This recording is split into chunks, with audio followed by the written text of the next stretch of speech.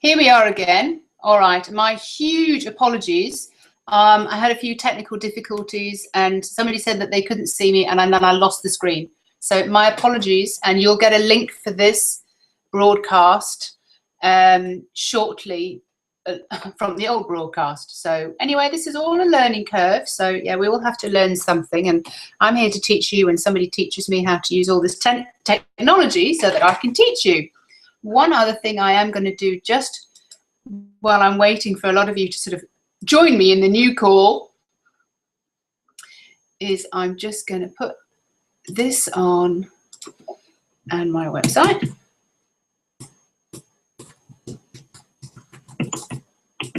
Okay, right. That's good. All right, so doesn't have my website on there. But anyway, should be good. All right, okay, I'm going to start this evening off again. So I'm going to just give you a huge welcome and huge apologies for anybody who was on the previous link and has now had to come over to this new link. Like I said, all a little bit kind of moving and twirling and trying to get everybody to be in one place at one time. And hopefully everybody can see me now, and the screen and the volume and the image are all working together. What I was saying before I was so rudely interrupted by technology is that I'm so happy to be here, and I'm so happy to find this forum where I can carry on teaching the stuff that I'm really passionate about. And what I want to be able to say is I'm here to help you to cut through all the technical information and all the jargon and all the confusion that we get about and all the questions that I get asked endlessly about what should I be eating, why am I craving this, and I'm having problems with my digestion, I'm having problems with gaining weight and not being able to sort of lose the weight, or I'm just so tired all the time, or hormonal problems, or all those kind of questions that come through to me the whole time. So that's what I'm here for. I have over 10 years experience in guiding people through detoxes. So I've seen what happens to people. I can see how healthy and vibrant they get when they've been through a detox. And it's a fantastic way of kickstarting the body. But what I found is that people are going to retreats and they're doing detoxes and they're getting healthy, but they're not able to maintain that level of detox and that level of health. So my role is to help you do that on a long-term basis, but the only way we can do that is by changing your perceptions of what healthy is for you. I had a conversation with somebody just a couple of weeks ago, and as we were talking, her whole demeanor was she kind of wanted to be healthy, but the whole word of health for her was really dull. And it was kind of goody two-shoes, and she really didn't want to be seen like that. And, you know, this thought of being healthy for the rest of your life, if it meant her depriving herself of some of the things that she was using to enjoy herself, then it wasn't an option for her. So we had to find another way of describing it, another way of thinking about how she could get to the goal that she wanted without it having this whole energy to it, that it was just, well, that's it then, it's forever. So for her it was to keep it exciting, and that she wanted to stay in tip-top shape, and she wanted to be vibrant, and she wanted to be energetic and do her yoga and be flexible. So that's a completely different energy than if somebody was just to say, I want to get healthy, which is kind of what everybody's saying, but it's very vague. So anyway, that's a brief intro into like how we can change the energy of thinking about and our perception about where we're working towards. You know, health is very big in the media, and everybody's talking about it. But if it means something different to you, other than feeling vibrant and feeling positive and just enjoying the whole experience, then you're never going to do it. My role is to help you overcome your cravings and to help you understand why you have them, to help you understand why they're there. And unless you understand why they're there, it's very, very unlikely that you're ever going to be able to stop those cravings. And I'm going to tell you some little anecdotes to kind of make you understand why you're getting cravings later on tonight. So I'm here also for digestion problems, as well as the cravings, for people who are gaining weight, for the discomfort after you've eaten or when you're eating, and the reactions that food have on your body. So all the bloating and the gas and the constipation. So yeah, I know it's a taboo subject, and it's what I'm here to do. I am now seemingly the queen of guts. It seems to be my whole role, and for the last few years, it's what I've been doing, is that I've been helping people sort of educate them about their guts, but now I'm trying to take it from a different stance. Rather than just doing the detox, I really want you to understand how your body feels about that. So here I am to educate you about your body and to make you understand that it doesn't have to be this way. I hear a lot of people saying, well, that's just me and that's just the way I've always been, and therefore I presume that's going to be it for the rest of my life. And I'm here to say that no, you can change that, and you can change it at any time. And there are certain ways that you can do it, and I can certainly help you through that. So I want to tell you a story about one of those things as well. But first of all, I just wanted to let you know this evening of the 3 particular subjects, the tips that I'm going to be giving you tonight, so that you'll have a more understanding about your gut. The first one is, what is a healthy gut? So what does that mean to you? And what is the gut? So we'll be talking about that. And we'll be talking about what the key substances are, what the foods are, and what your gut needs for it to operate on optimum. Keep it tip top.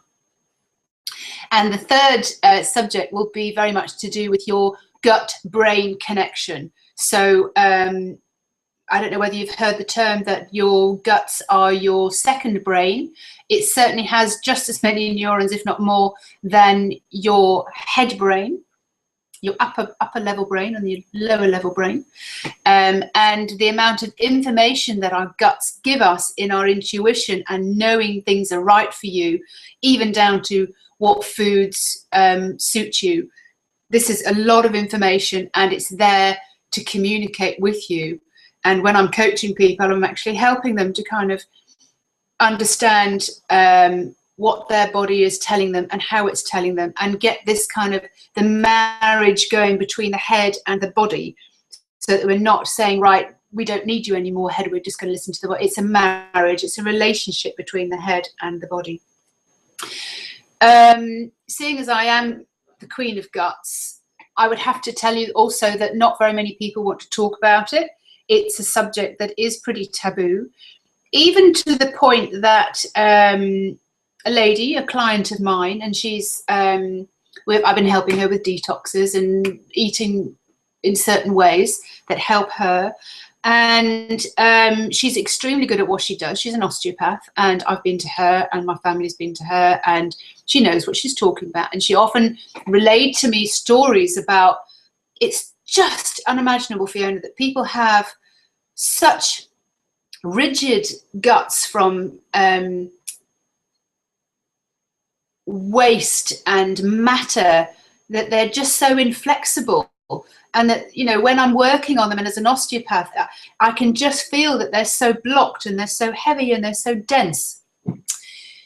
Then we carried on talking, and she said she'd considered it completely normal until she saw my reaction. And she said, you know, well, my problem is, and it's always been this problem, that, well, I only go to the toilet once a week. I was absolutely shocked. I considered her to be a healthy woman. And well, she is in all intents and purposes, but she was struggling, that I can see now as to why they were. But of course, nobody really wants to admit that they have problems in this particular area of their body. So it is a very difficult area to share with somebody. Anyway, she was sharing with me. So we started working on that. And she was of the belief that that was her lot. She's always been like that, and nothing would change. So on a physical level, we started working and changing some of her foods, adding in more cultured foods, raw foods, drinking more water.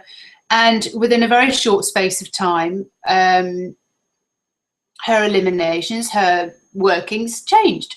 And she was absolutely marveled at this. She was very, very happy. But, you know, for me, the optimum is that you are eliminating your waste from your food like 3 times a day, like a child or like an animal does. So it's not that you go once a week or once every 2 days or something like that. It really, you get, when your body's decided that it doesn't want or can't use this matter anymore that you fed it, then you can release it.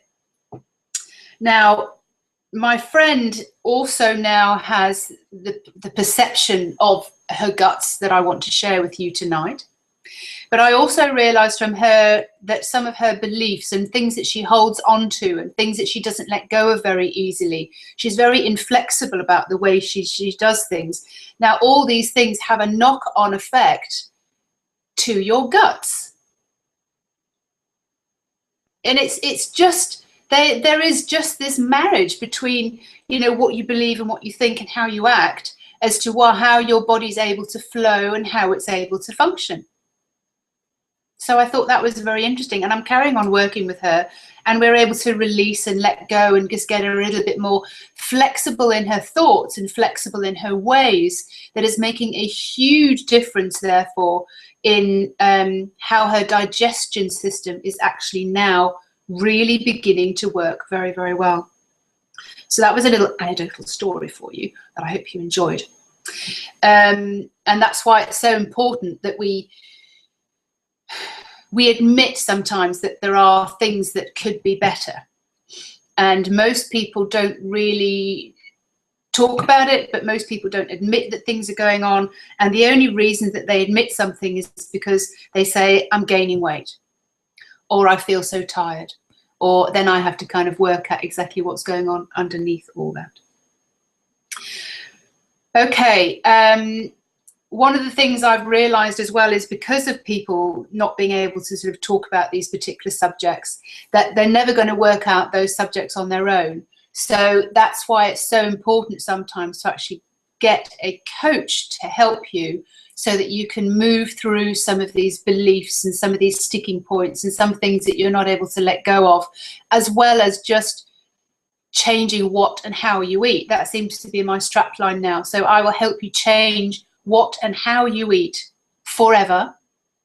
Not that it's going to be a long, boring journey, but that we can add some pleasure and spice and all sorts of things in there that aren't necessarily there now, or that you're now using food to fill in those particular gaps.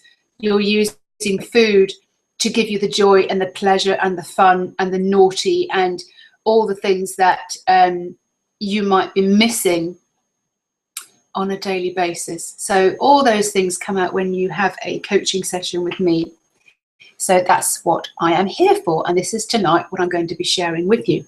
So my job is not just to listen to what you say, and I listen to you on a very deep level and I connect with you, but it's also to hear what you're not saying and prompt you and question you and actually feed back to you some of the things that I've heard you say. And often people kind of go, I didn't realize I said that 3 times. Yeah, you did. And that for me would mean that that's something really important for you. So let's go into that. Let's talk about that as well. So my role is also there to help you on the physical systems of life, your digestive system, which is what we're just talking about tonight. And I cannot impress on you enough the benefits of a healthy digestion system.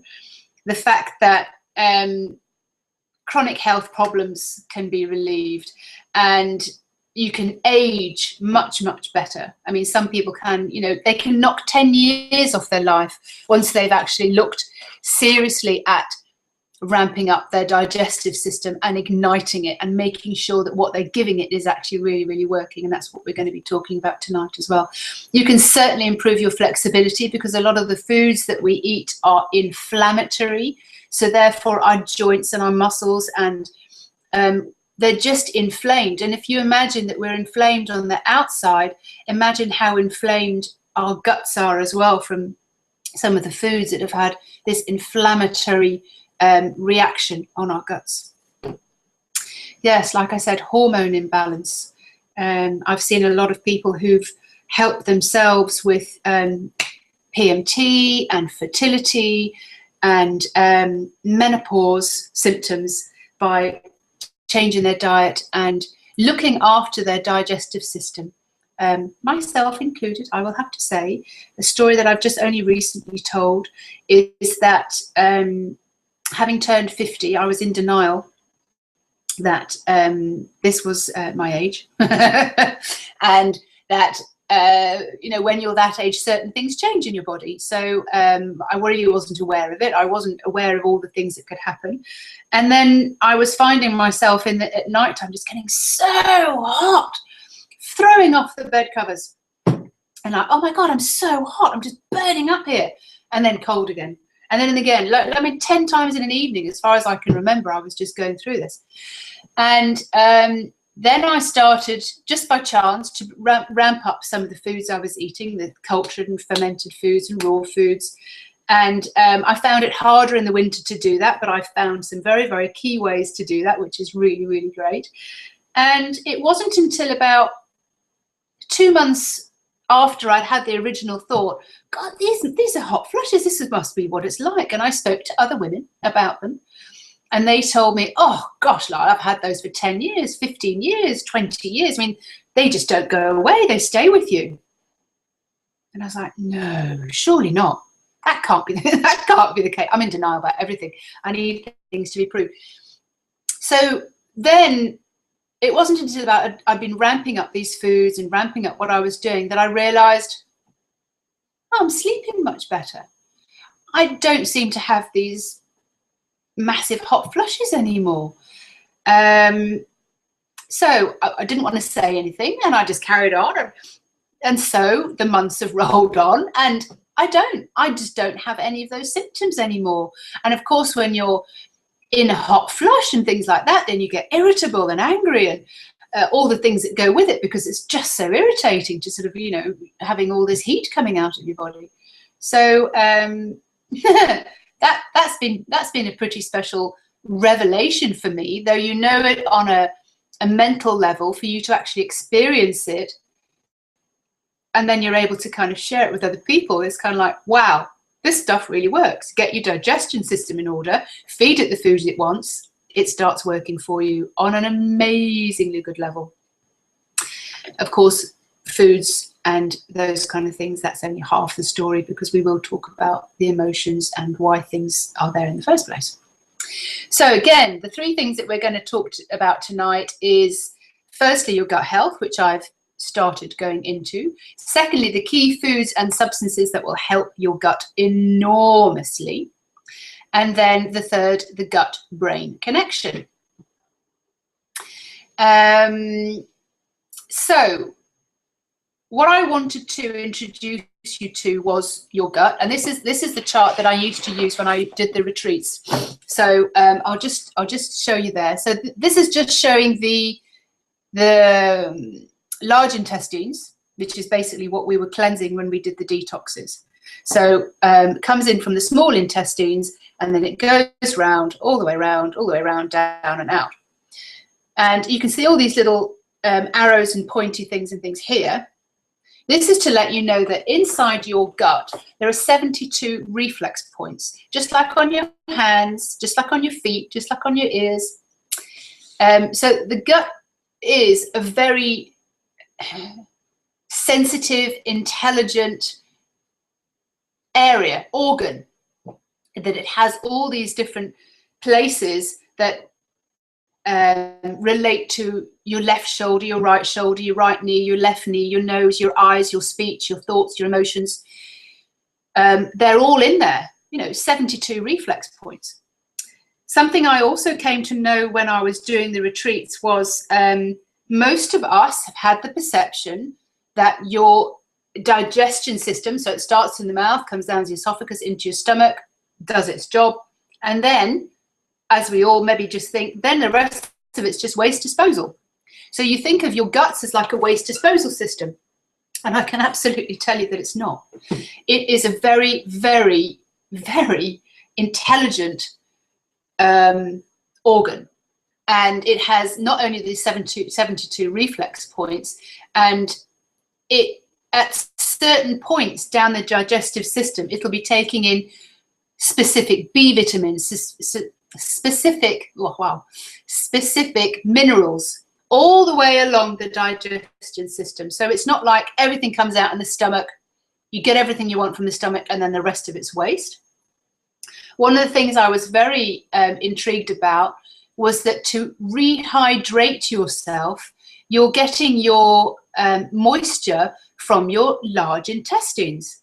And I thought, oh my God, but that's just a waste disposal unit. Why on earth would the body ever decide to take the moisture from your intestines? But if you imagine, we run at 37 degrees, the food is coming along slowly, all the way along, it's being asked, are you useful to me? Do you have any of the vitamins I need? I'll take those, thank you very much. Take those proteins, take those, use these enzymes to break everything down.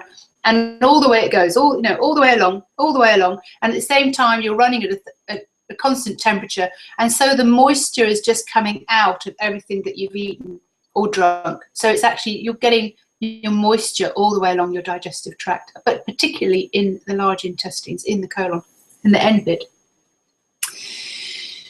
And most of us are dehydrated. Okay, so what else can I say about that? Yes, in the last 10 years of detoxing people, it's just amazing the difference that I've seen in people once they are drinking enough water, they've cleaned out their large intestines, and what the most important thing is, how they're treating their intestines afterwards. I also wanted to introduce you to the fact that the intestines are not your gut. It's not one great big long sausage. It's got nooks and crannies and turns and all sorts of areas in it. As you saw, it kind of goes up in a U shape. And along the walls of the colon, you've got these little villi, which are actually taking in all the moisture. They're like little sea creatures, so they everything that flies along that it needs goes, oh, I need that, and it'll take it through, and then it'll start absorbing it. And the things, certain foods and things that we eat can actually destroy these until eventually, so like gluten and things like that, it just gets all clogged up, and then eventually there's nothing there. So and it takes about 2 years for these to eventually grow back again. I don't know if I'm explaining that very well, but anyway, the things that they need are your tender, loving care as well. Now, I want you to imagine, if you will, your gut, your intestines, and most people don't really want to imagine this, but I really want you to imagine it with a very, very different perspective. Your intestines are full of bacteria, which is the second point that I'm going to be coming on to in a minute. But your intestines are full of bacteria. A lot of people call them flora. So there's good bacteria, and the bacteria ratio should be 20-80. So 20 bad boys and 80 good girls, good boys, whatever. And the way that we keep these bacteria happy so that they're working for us is by feeding them certain foods and not feeding them other foods, but I don't want to get into the do's and the don'ts, but I want you to understand the whole concept of what's going on inside your system. Imagine that these bacteria are like a population, and that inside your intestines, they're working really hard to keep everything working in tip-top shape. So if you can imagine them as flora, for example, they're gardening. They're looking after your garden inside. This is where you are going to be nourished. So they're looking after everything really, really well. So they've got flowers growing, and they've got trees growing, and they've got all nature going on in the inside. So if you can imagine, it's like a little village, and all the things that go on in a little village also happen in your insides. I mean, there are trillions and trillions of these population, and you are the one who's looking after them or not. And I'll come to what's going to happen really cleverly in a minute. So imagine that you're looking after them, and then for some reason you have to take an antibiotic, or you go on the binge, or you do something, and basically you massacred most of the bacteria that are working very, very hard for you, who are creating the flowers, who are creating this beautiful garden, and they're cultivating all sorts of terrain for you so that you can work and you can survive and live very happily. I'll tick on because I know the time's going, but I really want you to get this perception, which will help you sort of look after your guts a little bit better. Now, when this has happened, you've taken the antibiotics or the medicine or some massive amounts of alcohol or something like that, and it's just destroyed this whole community and this population inside your intestines. The bad boys can move in very, very fast. They really love sugar, and they really love anything to do with all the snacks and all the bad foods that we sometimes eat and enjoy. And it's them that are calling out for you, give me more sugar. Give me more of the stuff that the good guys don't like, so we can take over and we can just build ourselves our own community in here. And that's the way it goes. And often when the bad guys are in charge, our mood changes.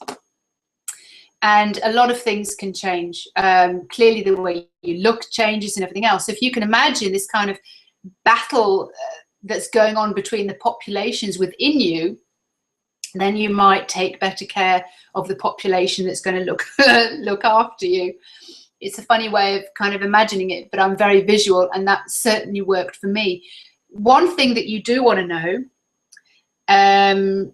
maybe you don't, the bad boys move in and they allow their pets to come with them. Now, what do you think the pets are? The pets are parasites. Parasites play a huge part in all the illnesses and chronic diseases. And I've just been listening to a health summit last week and the week before, all the top doctors from the States and alternative doctors, and they were all in agreement about the trouble that these parasites cause and why we get so much bloating when we do decide to change our diet and we do decide to eat more healthily, is that they decide to protest, and they secrete out all these poisons that bloat us up. Anyway, you don't really want those. And certainly when a lot of people have got rid of the parasites and they've really got the bacteria in balance, their thoughts are better, their health is better, their hormones are better, their weight reduces or balances out, their moods are better. It's a massive, massive subject, which is going to bring me on very, very quickly to the second part, which is, you know, what are the foods and what are the substances that we can take, that we can use to nurture and grow this, I don't want to say factory because it brings up a bad image for me, factory-wise, but this garden, that we're cultivating on our insides. So for me, it's probiotics. And when you do a detox with me, you certainly get probiotic capsules. And I always state, you know, please carry on taking some form of probiotic, but not necessarily anything that you can buy in a shop, because even though the information they give you about, you know, the bacteria that's very important in your digestive system, the bacteria that they're supposedly providing you with is dead pretty much when you get it. So what I'm advocating is that you make your own. And I have a plan to do some classes, like a 6-week series of classes with coaching, but to do with how to make fermented, cultured and raw food combinations, so that you can just see how easy it is to start taking care of your own digestive system. And then with a very short space of time, you're just feeling absolutely fantastic. And, you know, once you know what it feels like to feel like that, it's very difficult then to sort of go back. I understand why people do detoxes, the same as when I used to just do detoxes, that it's a very quick fix and it stays good for a little while, but it always backs off again. So what I'm now educating is, you know, just how to keep the momentum and how to start really loving the foods that your gut loves. And it's really, really simple. And this is what I've been doing. And this is what's changed my hot flushes. And this is what's changed my friend, the osteopath's digestion system, so that she's in a much better shape than she was before. Okay, the third subject that I wanted to talk to you about tonight, and it's coming at things from a different angle. It's changing your perception about your guts for sure. And it's very much to do with the brain in your gut. And the intelligence that's there and the messages that it's sending you, and how to tune in to your gut so that you can actually take on board what it is that you really would enjoy eating and consuming, that helps your whole digestive system work better, gives you better mental clarity, and all the things that I mentioned before. This gut-brain connection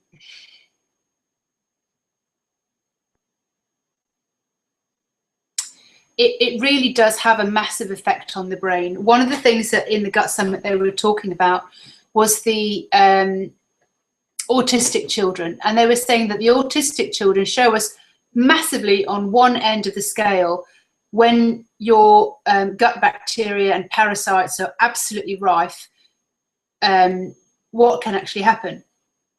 What they were saying was, because it affects people on a very, very much on a mental scale, what they were saying was, along this whole line of depending where somebody is, they will all have, you know, mental irritations depending how healthy their gut is. Now that for me was interesting, because I know about this, but I'd never heard it explained like that before. So the gut-brain connection is very, very strong. Even the scientific world are kind of recognizing it now, though slowly. And, you know, most of them have absolutely no idea about the guts. I mean, the guts have been studied by certain people, but the effect that it has on us is another subject altogether. The position that I come from is I'm teaching you how you can tune in with what your gut actually needs. Your gut intuition, which I'm sure a lot of you have been familiar with the term, is real. And at any given point, what I'm able to do now is actually tune in myself and ask, what do I want to eat? And when I say I take the answer from inside my gut. So it's almost like asking my population in my gut, what do they want to eat? And I'm sure if they were hooked on sugar and they were like not very balanced as far as the good girls and the bad boys go with their parasites and everything else, they would say, oh, you know, really, really, really, really need some sugar. But what I found is the more fermented foods and, you know, the less sugar that you will want to consume, there's certainly a knock-on effect. So you can, to stage one, you don't even need to change a great deal of what you're eating if you just add in some of these fermented foods. But they have to be raw, and they're better off if they're homemade. And yeah, a cup or a spoon of fermented foods a day is better than a whole bottle of shop-bought probiotics capsules. I've done some coaching with people recently, and I've been able to get them into this state where they can actually connect with their own bodies and understand what's going on. Even though you can be extremely healthy ways, what happens is that sometimes you just have these massive cravings for food, and they're not necessarily coming from your gut, but they're coming from something that you're missing on another level. And this is where I'm taking people. So for example, I had an instance where I was really forcing myself to be healthy and really forcing myself to eat a lot of raw food. And every single weekend, I was just massively craving boiled eggs and toasted soldiers like I had when I was a kid. I'm like, I don't eat that. I'm vegan. I'm, you know, raw, I'm vegetarian. But it was just such an overwhelming need for me. I thought, right, well, fine. I'm going to see what that need's about. I'm going to do it. And every single weekend for probably about 2 months, this is just what my body was asking for. I was going through a bad time at the time. Then I decided, okay, well, maybe other than just thinking about it as just as food, I'll think about it as, you know, what is it that my body's asking for? So when I had that craving again, I decided that I'd ask my body, you know, what could I do rather than having the boiled egg and the toasted soldiers? And it gave me such a clear image of being back at home, being looked after, being safe, that I instantly got the connection that was what I was searching for, and that was my missing nutrient, and that was what I was missing at the time, was this need to feel secure and loved and soothing myself with food, which is obviously what a lot of people do with comfort foods. So it's an understanding as to why you are craving certain foods at certain times. Then you can actually just take it to a deeper level and understand what is actually missing for you. When you talk to your body, the wise body that you have, what is it that is actually missing? What is it that I actually really need, that I would really feel soothed, so that I didn't need the food, but the food is actually acting as a mechanism to talk to you. So that's very briefly some of the areas that I will be covering in my coaching sessions. And I invite anybody who wants to come and have a free focus session with me, then certainly get in touch with me, and somewhere, somehow, I can put some information up here with my website and things, so that you can actually come along and you can send me a message, certainly on all the emails and things that you've had from me. You should be able to sort of send me emails and ask for a session with me. I'm more than happy to help you focus and try and find out some of the things that are missing for you, some of the things that you would really like to get a handle on, and just an area, a space where you can feel loved and safe, and you can talk about some of the things that are a little bit more taboo when you talk to other people. I've got so much more I could say, but I realise the time, and I'll give us another 10, 15, 20 minutes just to sort of answer some of the questions that came through. So, okay, I have some questions here. I hope you're still with me. Where is that one I wanted to start with? Okay, here I have one. I'll read it out. Hi, Fiona.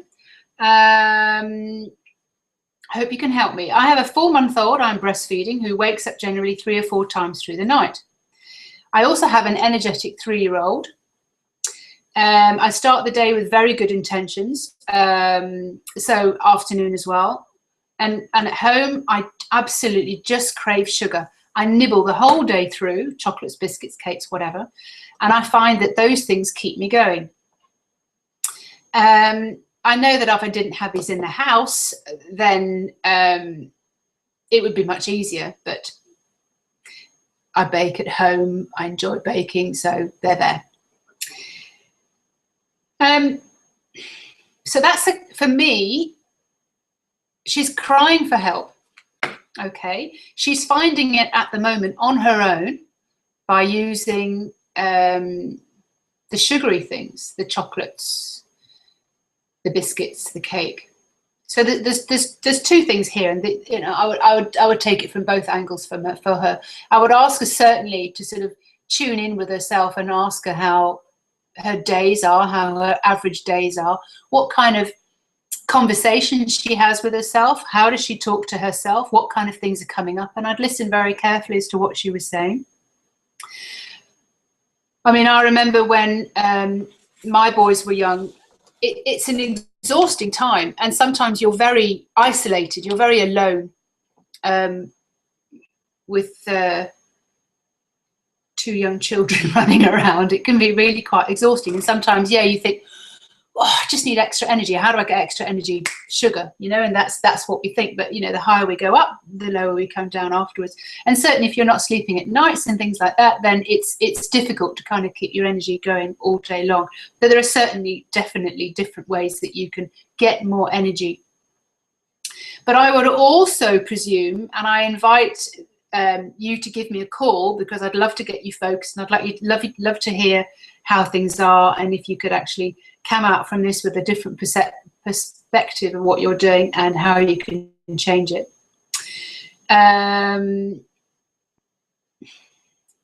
Just connecting in with a question again.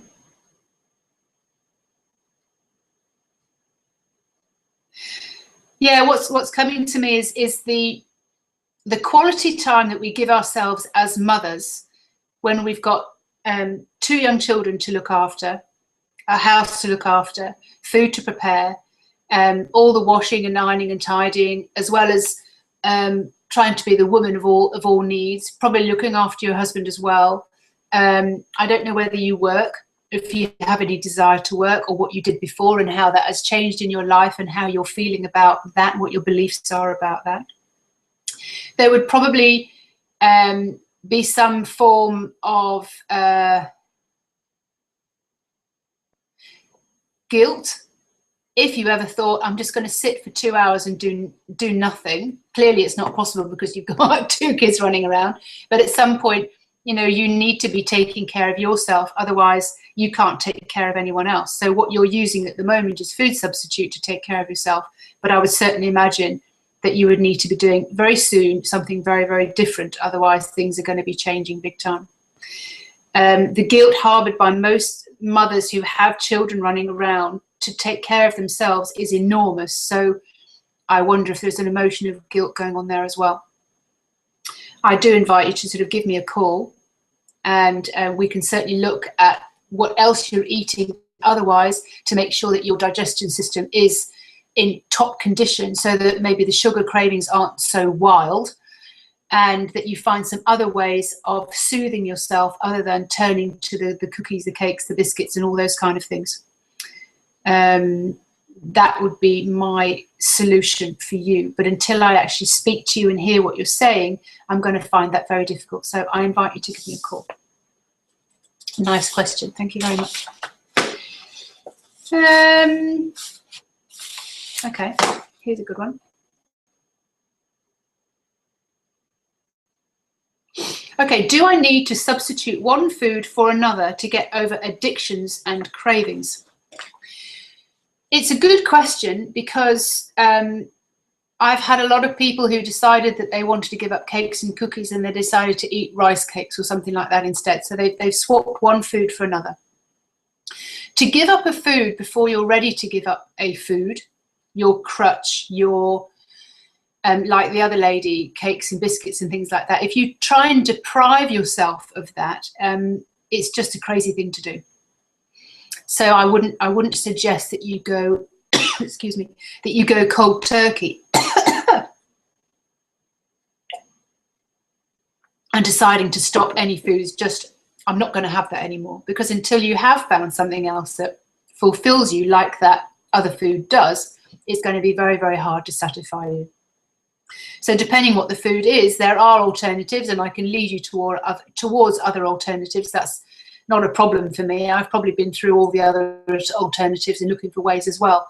So there are certainly alternatives that you can, but you have to get to an emotional state and a mental belief about how you feel and where you want to be before you can start taking certain foods off. And it's a gradual step so that you can actually still enjoy the eating experience without thinking, I'm only eating this because it's healthy, because what you'll be absorbing from the food will be far less. So for example, if you were eating the healthiest diet ever, but it doesn't taste good to you, and it's actually really dull and boring, your body's not going to be really accepting it. I don't know if you know anything about mindfulness, but certainly the more mindful you are about what and how you eat, the better you will actually be able to absorb your food. And if you're rushing food like I do and have done, so like, oh, I'm going out, so I'll just quickly grab something, your body doesn't register that it's had that food, no matter how good it is. So really slowing down is a big plus, a big bonus. How to replace the easy fast food sandwich. Yeah, sandwiches are just, they're the staple diet for everybody at lunchtime because they're so easy to get hold of and prepare and take with you. But there are certain foods that you can swap out. A lot of people are trying to go off gluten, so they're trying to go gluten-free bread, but it's still pretty sticky, horrible stuff, and they're going over to corn or they're going over to other things. It depends where you are and what kind of things you still feel attractive, and depending how you're eating, but there are other ways to replace a sandwich. I remember I used to just take a salad, but then when I was driving on the road, going to see a client or something like that, I was trying to eat a salad and drive, whereas you can eat a sandwich and drive. But I would actually say any meal that you have, again, I would love to speak to you on a longer on this particular question, because I want to know how you're eating it and where you're eating it and how much time you're giving yourself, because that's a biggie. And if you don't give yourself any time to eat your food, like I said before, it won't be absorbed very well. You certainly won't be enjoying it, and your body won't have registered that you've taken in anything nutritious at all. So it'll still be saying, I'm hungry, where's my food?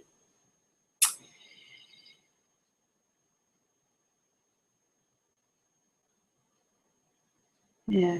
When traveling, I'm in trouble on long haul flights. The food comes certain times and the choice is limited. How can I overcome to eat at times that your body is very hungry or not at all? The way that I've heard other people who travel a lot do this, you really have to think for yourself. You have to take responsibility and plan and take your own food. Or just kind of think, you know what, I'll have something really good before I go, and I'll have something really good as soon as I land, the best I can possibly get. But on the flight, then I know I can survive on this, this, and this, and I'm totally happy with that, and I'm really satisfied that I'll eat when I'm hungry. And change your perception to the food that's being delivered to your next door neighbor. So it's really thinking about your body and communicating with your body in a completely different way. So it's slightly the same sort of thing, but a lot of friends of mine were inviting me around, and we went to barbecues and things like that. And I remember I had to leave early once, and they were saying, oh my God, but you haven't eaten anything. And I realized then that I really hadn't gone for the food, I'd gone to see them. The same as when you're traveling, you can say, I'm not on the airline to eat the food. The food is not food. So you change your perception. And I remember when I changed my perception about going to a party, that it wasn't about the kind of food that I could eat there. It was actually, I'd gone to see the people and to have conversations and have a giggle, rather than, oh, I wonder what kind of food it will be. I wonder if I can be crisps or any of this or any of that. I'll have something. I'll have something before I go, just in case I don't like the food. So very, very food orientated. So you need to find certain things that are not food orientated that attract your attention, maybe when somebody else is eating, but just changing your perception. So that was a very good question. Again, maybe something similar. Jet lag and food rhythm. What's the best way not to stress your body with food? Eat nothing for a period of time. Again, a lot of travelers here. All I would say is your body knows when it's hungry and when it wants to eat, and it will tell you when it's hungry.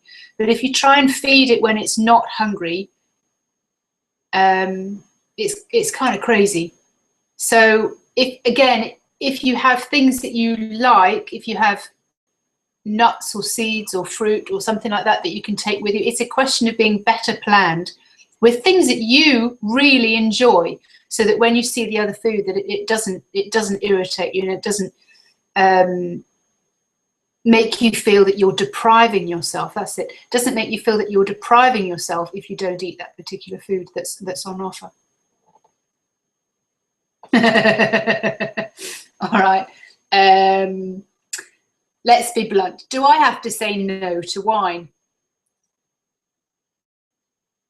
No. Don't have to say no to wine.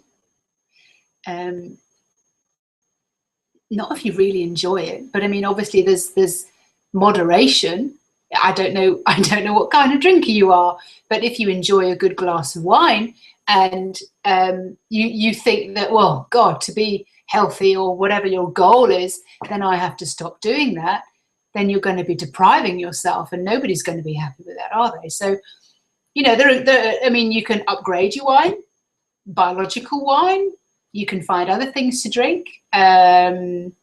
Maybe you're drinking at a particular time to be social. Maybe you're drinking to reward yourself at the end of the day. Maybe you're drinking and having a glass of wine as a way to relax, which is so common, so common. Most of us, and I think I'm going to do a call just on this subject. Most of us don't allow ourselves any time to relax. Very similar to the lady who was talking about having 2 young children. I imagine that she's probably just on the go the whole time, depending what kind of work she did as well before, what kind of character she is. I would like to find that out, because if we don't give ourselves any downtime, and I mean quality downtime, a lady I heard of, and she has a tiara. So she puts a tiara on, and her children now know that you do not disturb mummy when she's got her tiara on. She can wander around the house. She doesn't have to lock herself in the bathroom like another friend of mine did.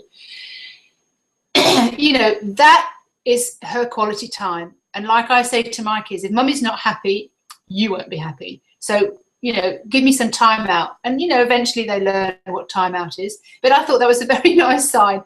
But it's so important that we respect ourselves enough to give ourselves time out, and quality time out. Not, oh, well, I'm not doing anything, so maybe I should go and help my husband do this, or go and make dinner. Or it's, what is it for you that you feel rested and revived by doing? And it's not just a night's sleep or something. I mean, you know, maybe you want to lie in for 2 hours on a morning or something like that. But ultimately, every single day we should be doing something to allow ourselves quality downtime. That's why meditation is so good, because 1 hour of meditation or half an hour of meditation is equivalent to like 8 hours sleep or something. It's just a different kind of downtime. I see the time here, so I'm just going to wrap up with a couple more questions.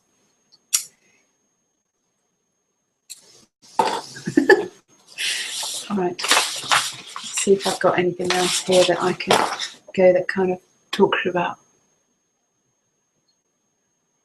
Ah, okay, yeah, this is good. I eat raw food pretty much 80%. I like it most of the time, but felt recently in the winter that I really must have hot food. I felt I really needed it.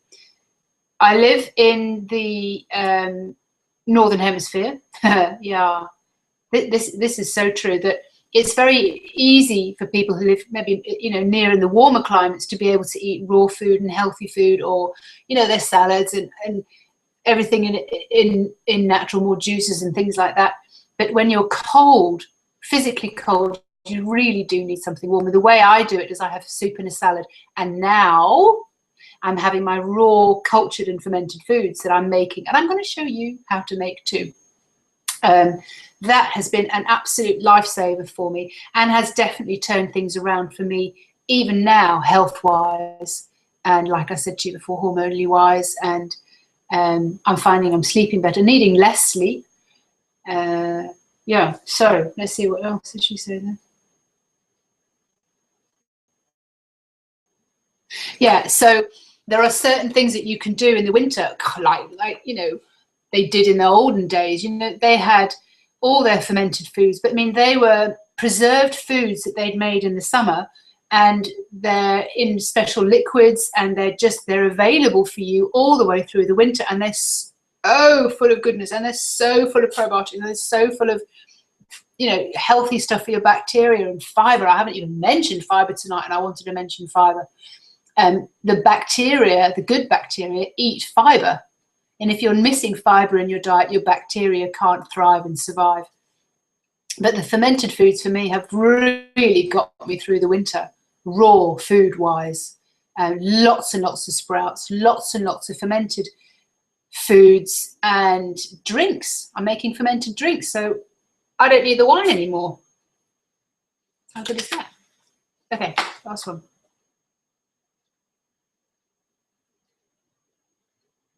Okay. I have cravings only at night time and after I've eaten after my dinner. It's too late to eat, I know, but I feel I really need something. Again, just connecting with the person who wrote that. I have experienced this, and again, I had to change the way I ate. Hence, the not just changing what you eat, but how you eat. When I slowed down and respected the food that I was actually eating, actually watched what I was eating and tasted it and smelt it and the texture of it, that is a completely different experience to woofing down your food, because your body will kind of go, where's the food? I didn't taste anything, I didn't eat anything, I didn't, you know, and that is a whole different experience. The other thing that it might be, they're probably both joined, is on an emotional level, we have all day long we've been very, very busy and very, very distracted from ourselves, our body. We don't listen to our body. We're very much in head mode. So we're very much listening to what's going on in the office, what's going on at home, and dealing with everything as it comes up, like firefighting. Now, when the evening comes, so after a meal, it's generally a quieter time in the house. If you've got family or if you live on your own, then it's generally much quieter time. That's when the body starts talking to you, when the body starts saying, hey, I didn't feel so great today. You know, you've kind of ignored me all day. And it really takes umbrage, and the emotions that you haven't allowed yourself to feel, you know, embarrassed at this or frustrated at that or upset about this, grieving about this or whatever, feeling guilty, all those emotions start to come up at night time. And when the house is quiet, that's why it's so easy for us to distract ourselves with surfing on the internet, watching TV, drinking wine, overeating. Because when we overeat and when we eat, it's our way of calming ourselves down. We're actually shutting off a lot of those thoughts that you don't want to hear. Those emotions that you don't want to hear, they're just too difficult because we haven't been taught and we're not familiar with how those things feel. So it's much easier for us to be in a mindset. So we're very functional. So I'm not going to go there, I'm not going to listen. So that's often why we overeat, and we still want to eat more at night time. One, to shut down the emotions and shut down the thoughts that we're beginning to have. And like I said, the speed at which we eat, and if we haven't taken any joy in our food and noticed the smell of it, the taste of it, the texture and how it looks, then we haven't really had a meal, and our body's still saying, I'm ready, when are you going to feed me? Okay, those are the questions. It's now about 18 minutes past, so I've done the hour, and I've thoroughly enjoyed sharing my information with you. As usual, I've got a lot more. So I'm going to be joining you again. Please join me on March the 24th, Tuesday, March the 24th. It's about a month away, exactly a month away, 4 weeks away. And I'll be doing the same again. I'll be sharing some information that I've realized, I've learned about the gut, about how we eat, about what we eat, about our intestines, the stories that I've learned from other people, how things are managing for them. I really want to start up doing these this program of showing you how to make raw and fermented food combinations that go well together, that are very satisfying, and you can take them with you, and you can, when you make so much, you can give them to friends as well. It's like it's so easy to do, so, and very, very, very inexpensive. You don't have to spend a fortune on all these superfoods and all the rest of it. They're just so beneficial for you. So if you would like to, please join me on the 24th of March. I would absolutely love that. So join me again. I'll be answering some more questions, so you can put some more questions through, and I'll try and get the technology all sorted out. Do excuse the bad beginning. And contact me via my website, contact me via my email address. So it's just Fiona Robertson, my own name, and send me an email, and I would be more than happy to help you focus and help you answer your questions. So please give me a call, contact me, email me. I'm here just to sort of be of service and to answer all these questions and let you know what I've come to know over the last few years, being the detox diva and now being the body renewer, what it all means, what we can do. I hope this has been helpful for you. I've thoroughly enjoyed doing it. I enjoy answering your questions and just understanding where everybody is. So thank you very much for joining me, and I'm going to say good night and look after yourselves. Good night.